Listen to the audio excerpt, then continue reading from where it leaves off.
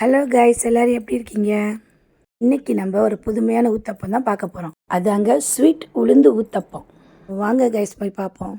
ஒரு கப்பு உளுந்தை 1 மணி நேரம் ஊற வச்சு அதை வடிகட்டி இந்த மிக்சரில் போட்டு ஒரு 5 ஏலக்காய் போட்டு லேசாக தண்ணி ஊற்றி அரைச்சிக்கணும் கைஸ்.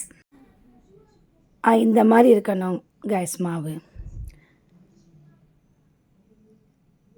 அப்புறம் கொஞ்சம் உப்பு 1/2 ஸ்பூன் போட்டுக்கிறணும்.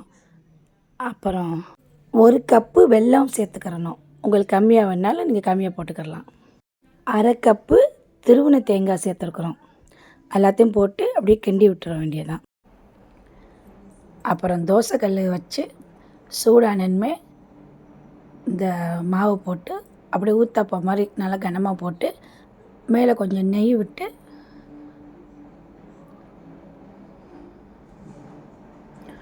அப்படியே கொஞ்சம் மூடி வச்சுருங்க. அப்புறம் வெந்தனமே திருப்பி போட்டு எடுத்துருங்க. அவ்வளோதாங்க காய்ஸ், ஸ்வீட் ஊத்தப்பம் ரெடி.